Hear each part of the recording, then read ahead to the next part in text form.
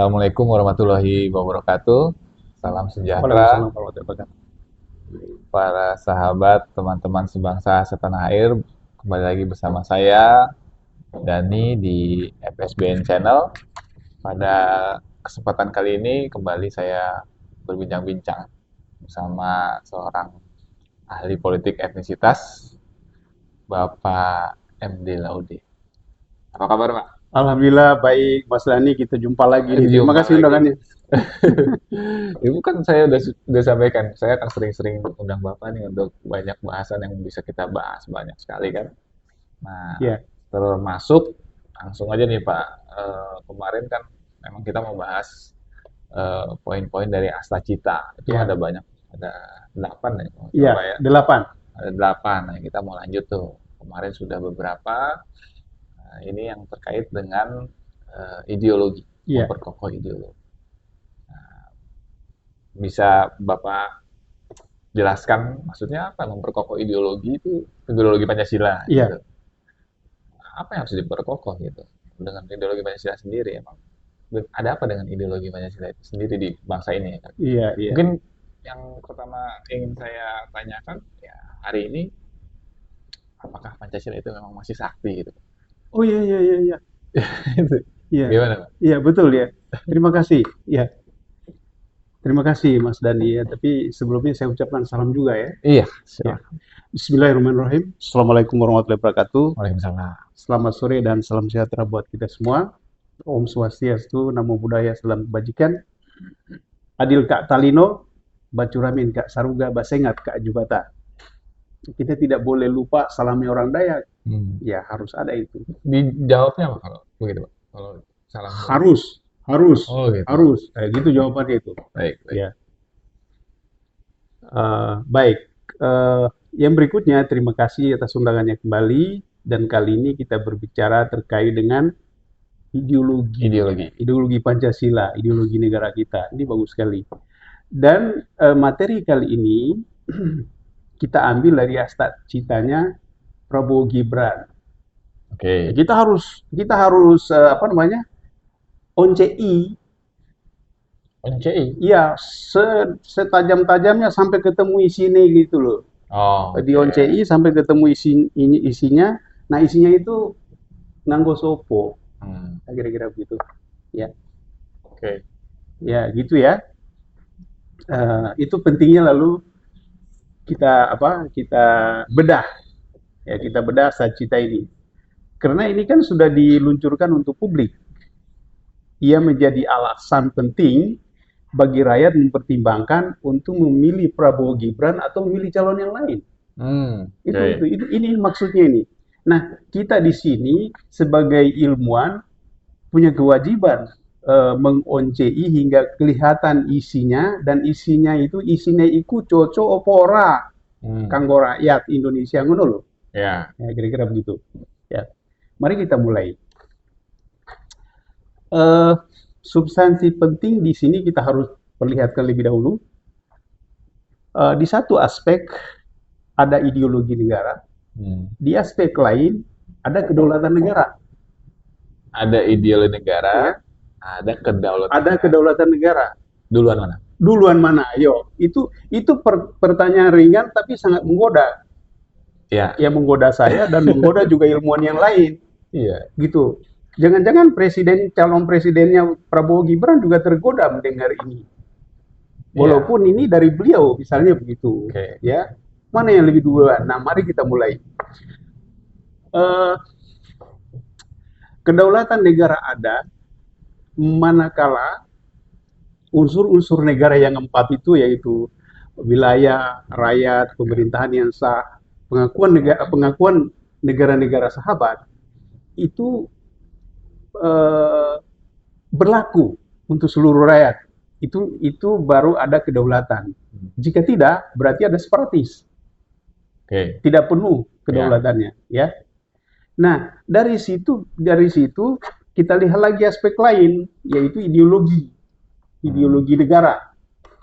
Nah, ideologi negara ini eh, merupakan satu ide yang mengarahkan seluruh rakyat dan seluruh perbedaan-perbedaan suku, agama, ras, dan antar golongan menjadi satu kesatuan yang disebut Negara Kesatuan Republik Indonesia.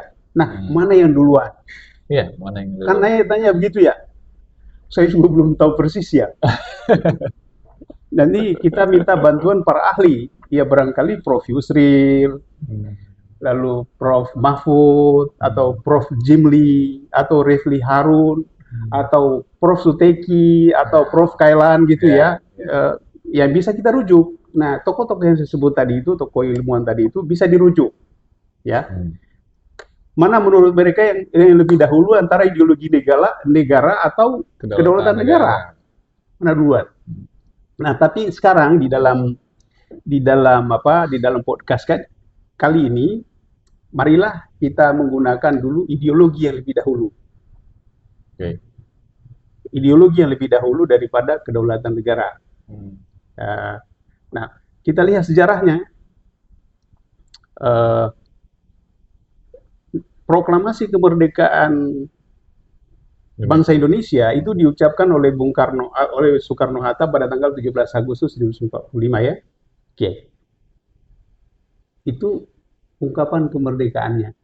Baru proklamasi kemerdekaan. Baru proklamasi kemerdekaan, belum ideologinya. Pada saat itu belum. Negaranya juga belum. Negaranya juga belum. Tapi di dalam ide sudah ada. Ya. Baru memproklamasikan kemerdekaan dari jajahan Belanda gitu ya. Tapi sesungguhnya lebih dari tadinya negara Majapahit tadinya itu ya. Oke. 18 Agustus 1945 PPKI bersidang mensahkan adanya negara melalui Undang-Undang Dasar 1945 dan ideologi negara Pancasila yang ada di dalam pembukaan UUD 45 itu. Ada di situ. Nah, dari situ sebetulnya lahir Pancasila. Lahir Pancasila. Lahir Pancasila artinya lahirnya Pancasila itu bukan lahir pada hari itu, tapi pengesahannya hari itu. Lahirnya sejak Juni. Melalui pidatonya Soekarno di Jogja itu. 1 Juni itu. 1 Juni itu. Pengesahannya sebagai ideologi negara 18 Agustus 1945. Jadi jangan lagi debat soal kapan Pancasila ada. Keliru itu, mundur jauh kita. Untuk apa berdebat soal itu? Sudah dipakai juga. Sudah dipakai juga gitu. Nah, jadi dari rujukan ini kita sudah temukan. Nah, sekarang mari kita mulai masuk ke isi. Ke kedaulatan negara.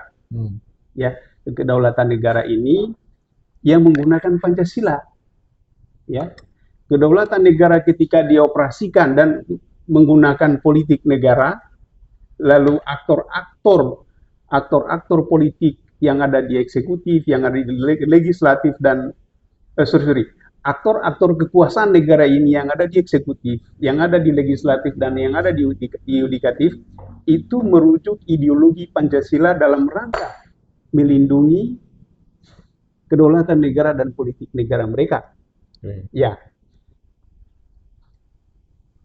Apa substansi masing-masing itu? Saya ada mencatat bahwa kaitannya Prabowo Gibran itu memperkokoh ideologi negara Pancasila. Nah, kata ideologi negara Pancasila saya harus sebut juga bahwa penulis pertama di dalam buku tentang ideologi negara Pancasila itu adalah As'ad Said Ali. Sekarang sudah profesor dan kiai dari PBNU. Beliau itu yang pertama. Beliau bilang negara Pancasila. Dari beliau itu. Jadi kita juga sudah harus belajar bahwa tiap-tiap pandangan seseorang harus diberi penghargaan. Jadi ketika digunakan disebut sumbernya dari siapa. Jadi kalau menyebut negara Pancasila pasti Kiai Haji As'ad Said Ali. Tidak ada orang lain itu. Nah gitu. Nah, yang pertama adalah Pancasila sebagai dasar negara. Yang kedua, Pancasila sebagai pandangan hidup bangsa. Ya, tidak ada masalah. Yang ketiga, Pancasila sebagai ideologi negara juga selesai. Kemudian yang keempat, Pancasila sebagai kepribadian bangsa. Ini masih banyak masalah di sini. Hmm. Bilangnya Pancasilais, tapi tampil Zionis juga, tampil Syiah juga, tampil liberalisme juga, tampil fasis juga, opung ya, uh, tampil Apa ateis juga. apa karena kepribadian bangsanya itu nerimo gitu, jadi semuanya diterima. Bisa jadi akomodatif itu ya, akomodatif. Lalu tampil sosialis Hmm. komunis juga gitu ya. Nah, ini kan lalu itu semua dipersepsi ini negara Pancasila serba boleh gitu loh. Oh, Ah, oke. yang terjadi di masyarakat kan antara lain seperti itu, ya. Nah, inilah yang disebut, yang dimaksud oleh Prabowo Gibran memperkokoh ideologi Pancasila yang harus kembali pada titik dasarnya, pada titik letaknya, yaitu Pancasila melindungi kedaulatan negara dan politik negara. Hmm. Sampai di situ dulu saya. Oke. Kira-kira apa lagi yang perlu diketahui? Berarti yang tadi kepribadian dan lain sebagainya nggak apa, Masih tidak konsisten? masih tidak Ya, konsisten. tidak. Masih Maka tidak. dari itu harus diperkokoh. Harus diperkokoh. Berarti kan juga harus ada contoh contoh konkret atau realnya sebenarnya kepribadian Pancasila itu seperti apa, itu kan harus jelas juga. Ya, ini saya sering bilang bahwa national building sudah selesai oleh Soekarno-Hatta, Hmm. tapi national character building belum selesai, baru dimulai oleh kedua tokoh, lalu mula-mula beliau berpisah, ya berdua itu berpisah, lalu Bung Karno mendahului, dipanggil Oke. Allah gitu Oh, ya. Maka ini tugas kita sekarang untuk melanjutkan national character building. Jadi perilaku Pancasila itu seperti apa tuh ya? iya. Itu yang perlu ke depan itu. Antara Oh, lain tidak korupsi, tidak berzina, tidak mencuri, ya tidak mencuri apa ya, tidak membunuh, tidak membunuh gitu, tidak korupsi ya itu tadi, selalu berbuat baik ya terhadap selalu sesama berbuat manusia. terhadap sesama manusia gitu ya. Itu kayak gitu kan ya. Itu kayak di Ten Commandment juga itu, Pak. Oh iya, itu kan ajaran sebelum Islam. Iya. Itu tidak hilang, itu tetap Hmm. berlaku di dalam Islam. Oke. Dan itu unsurnya juga ada di dalam Undang-Undang Dasar 1945. Di Hmm. dalam berbagai undang-undang kita juga ada di situ, ya. Oke. Di dalam budaya juga ada kita di situ. Kan tidak boleh berzina. Makanya Hmm. itu ada aturan nikah Ya. resmi, akad nikah gitu. Supaya tidak dianggap zina. Itu kan bagian dari deten Commandment. commandment kan itu. Hmm. Ya, ini saya hanya mau membuktikan bahwa Ten Commandment itu berlaku hingga saat ini meskipun itu bukan bagian dari Islam. Oke. Oke.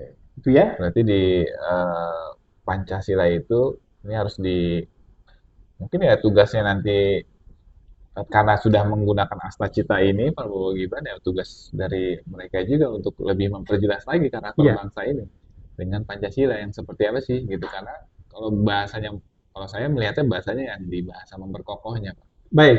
Berarti kan kalau memperkokoh berarti kan dia memang harus diperkuat lagi karena tadi Betul. itu ada karakter yang Zionis, Iya, iya, iya, iya. sosialis, budaya-budaya Iya, di iya. luar juga Iya. gitu. Nah, hari ini yang terlihat kan sekarang itu juga hari Iya. ini terlihat, Pak. Jadi betul harus diperkokoh. Mengapa? Karena dari perilaku kepribadian bangsa kita, terutama para pejabatnya, ya, Hmm. terutama para pejabat dari eksekutif, legislatif, yudikatif, banyak pelanggar itu. Hmm. Bukan Anda yang melanggar kan? Bukan Ya. juga saya. Bukan istri saya juga, bukan anak saya juga, tapi para pejabat. Hmm. Lihat menteri itu korupsi. Hmm. Ketua KPK tukang yang berantas, tukang tangkap koruptor, dia juga koruptor. Hmm. Ya itu ya. Jadi itu contoh-contoh penyimpangan dari ideologi Pancasila yang perlu diperkuat oleh Prabowo Gibran. Nah, bagaimana cara memperkuatnya? Harus disiplin menggunakan stat fundamental norm. Harus Hmm. disiplin. Bahwa Pancasila itu sebagai norma dasar negara. Norma dasar negara atau norma moral dasar negara. Itu ya. Jadi ini dia diam terus, dia diam mengukur perilaku bangsa. Ya, Anda sebagai menteri bergerak, udah start fundamental norm, diam, tapi dasarnya. mengamati. Ini kamera CCTV ibaratnya yang ada di Buono Cafe. Mantau sopo sing melebu gitu ya. Sopo sing bayar, sopo sing orang bayar gitu. Kira-kira gitu. Ya, Iya, iya, iya. start fundamental norm begitu. Nah, yang tidak bayar, Hmm. lain kali ditagih gitu. Kalau datang lagi, kalau udah datang ya hilang uangnya. Iya. Nah, sama ini korupsi juga begitu. Jadi dia menjadi start fundamental norm. Jadi semua tindakan eksekutif, tindakan yudikatif, tindakan legislatif itu ukurannya adalah start fundamental norm Hmm. yang memperkuat kedaulatan negara dan politik negara. Bagaimana politik negara bekerja? Bagaimana ideologi negara itu bekerja? Ideologi negara bekerja manakala seluruh ketentuan negara yang sifatnya dipaksakan kepada seluruh rakyat itu berlaku atau dipatuhi. Itu berlaku kedaulatan negara. Hmm. Tapi kalau tidak dipatuhi aturan negara ini, yaitu pelanggar namanya. Contohnya itu OPM, KKB, Oke. itu contohnya itu KKB. Nah, ini semua akan dibereskan dalam dalam kontekstual kemanusiaan atau HAM, lalu demokrasi. Jangan sampai membereskan separatis, mencederai demokrasi, lalu melanggar HAM. Tidak Hmm. boleh, tidak boleh. Itu Hmm. dilarang oleh universal, dilarang Tuhan, Hmm. gitu, dilarang Tuhan, tidak boleh. Tujuan baik tidak boleh dicapai dengan kejahatan, gitu. Itu maksudnya. Perkuatan itu di situ. Karena Oke. banyak banyak apa namanya itu ya, banyak aparatus keamanan negara di Indonesia saat ini, dia bilang melakukan kebaikan, lalu membunuh orang, padahal salah bunuh, misalnya begitu. Menangkap orang, padahal salah tangkap. Oke. Kayak gitu. Itu yang mau dibereskan semua itu ya. Nah, start fundamental norm tadi itu sebelum beralih ke pertanyaan lain, saya kutip dari Profesor Dr. Kailan, Hmm. juga diajarkan oleh Profesor Dr. Surya Sumantri. Ya tentu Profesor Pierre Suteki juga saya kira mengajarkan hal yang serupa. Gitu ya. Start fundamental norm itu diabaikan oleh tanda petik ya, diabaikan oleh eksekutif, legislatif dan yudikatif sejak era reformasi melalui menggunakan indikator amandemen UUD 45 tahun Oke. 1999. Itu Nah, ini start ingin fundamental dikembalikan lagi. harus dikembalikan oleh Oh. Prabowo Gibran dan Prabowo Gibran ini berciri disiplin intelektual, disiplin struktural, disiplin profesi, disiplin kultural. Jadi saya percaya kepada dua orang ini. Oke. Ya, Oke. Siap. Itu untuk memperkokoh ideologi. ya, Ada memperkokoh demokrasi. ya, Ada memperkokoh HAM. ya. Untuk HAM sendiri kan? Eh, kita mulai demokrasi dulu. Oke, untuk demokrasi dulu. Demokrasi di Indonesia saat ini keliru. Di sebelah mana keliru? 14. 14. Ya, Oke. yang disebut kedaulatan negara dan politik negara itu pengelolanya hanya berlaku pada pribumi setempat atau indigenous people, Oke. local people, ya, uh, ya bahasa Melayunya pribumi gitu, Hmm. pribumi setempat, Bumi Putra. ya bumi putra. Kalau di Malaysia itu bumi putra Hmm. dia pakai. Jadi tidak boleh oleh orang lain. Kenapa? Karena dia bukan bahagian yang mendirikan negara itu. Ibaratnya dia bukan bahagian dari tuan rumah. Hmm. Bukan. Dia hanya orang yang ditumpangkan oleh pemilik rumah untuk turut hidup di rumah itu. Dia tidur, turut membersihkan rumah. Kalau ada bocor lantainya dia tutup, atau kalau ada kotor dia ikut ngepel gitu loh ya. Ya kayak gitu. Kalau nggak patuh dengan itu, suruh keluar, nggak boleh tinggal di rumah itu. Negara juga begitu. usir aja pergi, tidak usah jadi warga negara kita lagi. Jika tidak patuh, Jika dia tepat itu boleh disuruh keluar terhadap dari rumah aturan. kita. Oh iya. Anda tumpangkan orang di rumah Anda, tapi saya naik dewe di rumah Anda, mau Anda begitu? Anda sendiri ngepel di rumah, dia datang, sepatunya belum dibuka, bahkan pakai sepatu masuk di lantai yang sudah bersih. Apa iya mau kita begitu? Sudah dilarang, tapi dia masih ulang begitu. Usir saja, tidak usah tinggal di rumah kita orang begitu. Negara juga begitu. Kalau Anda tidak ikut aturan negara kita, silakan cari negara lain. Toh Anda bukan bagian dari sini. Oke. Gitu. Demokrasi. Ideologinya begitu. Jadi memperkokoh demokrasi itu karena udah kebablasan. Ya, bablasan. Jadi demokrasi kita itu sekarang bablas, maka kita harus kembalikan ke definisi demokrasi.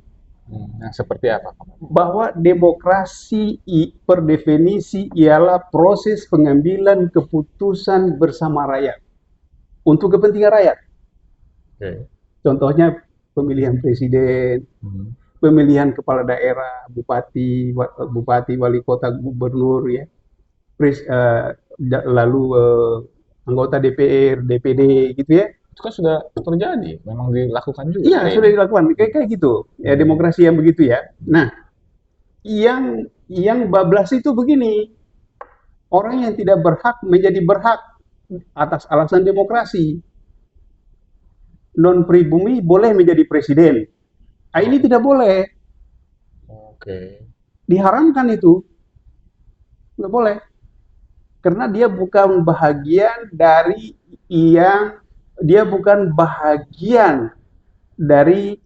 generasi atau turunan dari pendiri Negara Kesatuan Republik Indonesia yang sejak diucapkannya Sumpah Yang Mulia Mahapati Gajah Mada tahun 1334 di Trowulan yang sekarang menjadi wilayahnya Jawa Timur.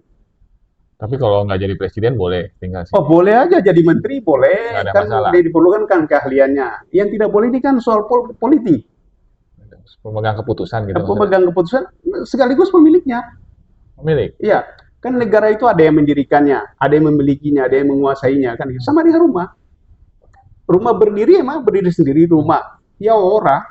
Jadi wali kota boleh? Nggak bisa, itu kan politik juga. RT juga gitu. tidak boleh, karena RT itu bagian dari kekuasaan politik. Tapi kalau jadi staf-stafnya Boleh. Oke. Ya diupah jadi staf, karena pribumi belum mampu, ya bayar orang lain. Boleh. Menteri boleh, menteri. Menteri boleh. Oh, boleh. Karena itu kan faktor keahlian untuk membantu presiden. Oh, Jadi oke. sore ini, pagi tadi dilantik oleh presiden sebagai Menteri Perdagangan, minggu kemudian dianggap itu tidak becus, bisa diganti sama yang lain secepatnya. Dan dia tidak punya hak untuk menentang. Gitu. Menteri boleh.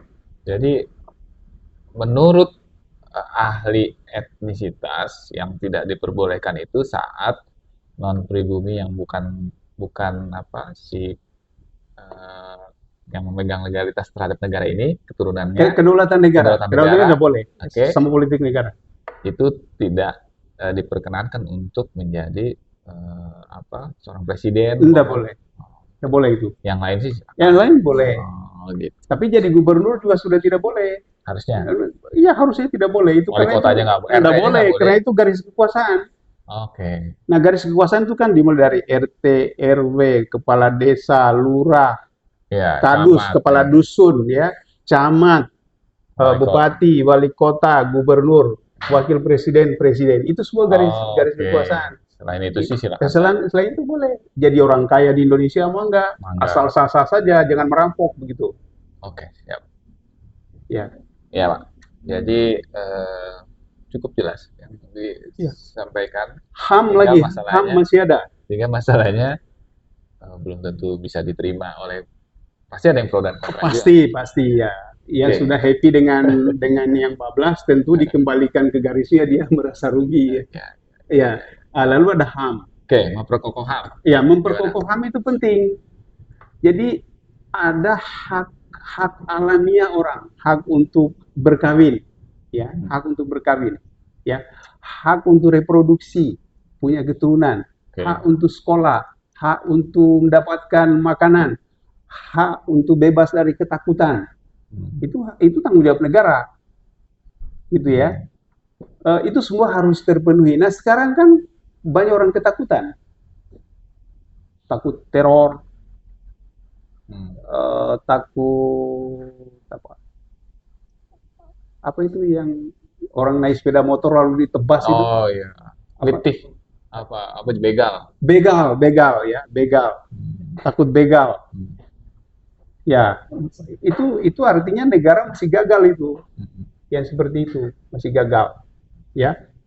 Nah saya ambil contoh pelanggar HAM, ya pelanggar HAM tapi seolah-olah dia sesuai HAM ya. Etnis Rohingya Oh iya, ya oke. di Gimana? Myanmar. Hmm. Mereka kan itu penduduk Rakhine, negara Hmm. bagian Rakhine.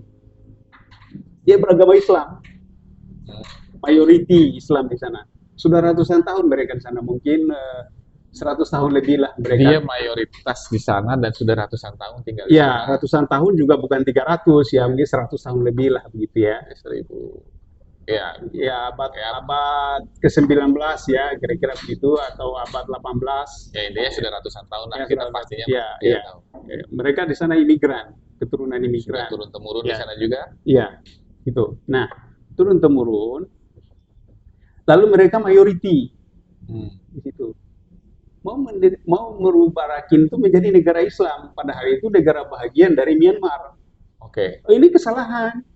Tidak bisa dilindungi HAM yang begitu. Itu urusan politik. Hmm.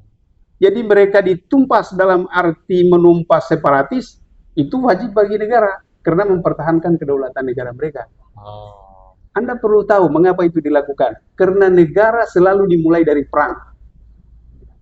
Yang menang itulah yang mendirikan negara. Yang kalah dua pilihan, mau ikut atau dihukum. Oke. Pantas saja mereka di Myanmar sendiri Ya, ditembaki ya. ditembakin, ya dibakar Ya, itu rumahnya. sebenarnya sebenarnya peperangan ya harusnya. Ya perang itu. Kalian separatis Ya ya. perang ya, memerangi separatis. Nah, Oh. kasus ini kemudian kemudian di internasional dianggap militer Myanmar atau junta militer Myanmar itu dianggap melanggar HAM, Hmm. ya, dianggap melanggar HAM. Mengapa demikian?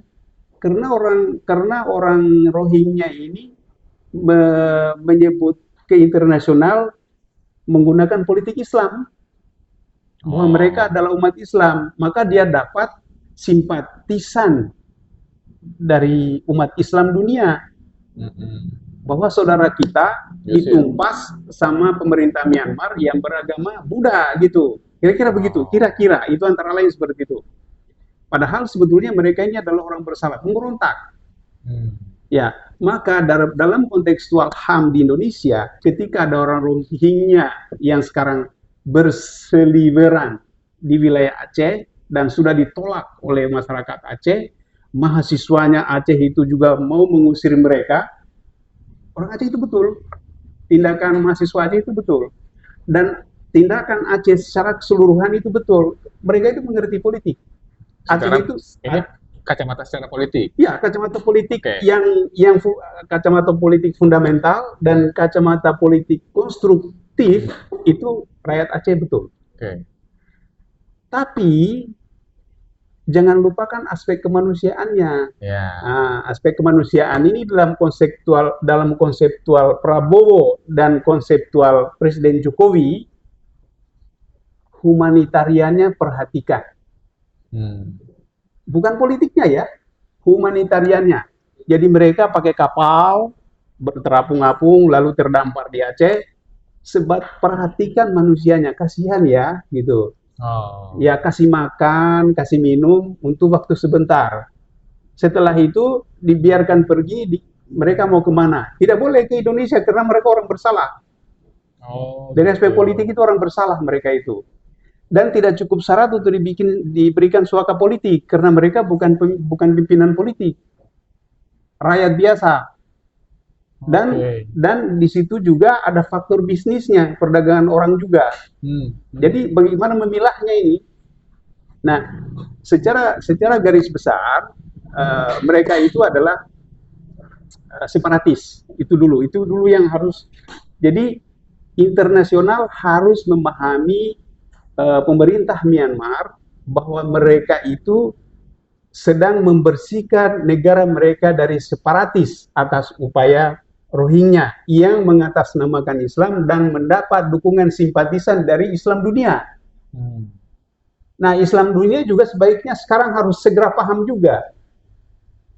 Bayangkan kalau di negara Arab Saudi misalnya lalu muncul etnis yang datang tinggal di sana lalu dia mau mendirikan negara di salah satu bagian negara di negara Arab, apa mau Arab apa enggak dipancung semua, itu pasti dipancung sama dia semuanya, dia enggak dibiarkan lari, langsung Oke. dipancungi tiap hari Jumat ya, Iya, iya. pasti itu.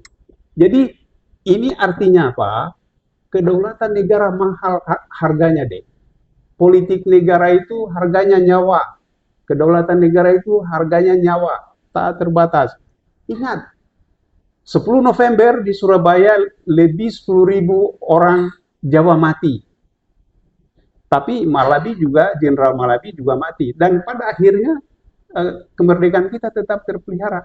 Artinya harga kemerdekaan, harga kedaulatan, harga politik negara itu adalah segalanya. Mahal. Jadi jangan coba-coba non pribumi itu di Indonesia mau mendekati, mau merebut kekuasaan pribumi.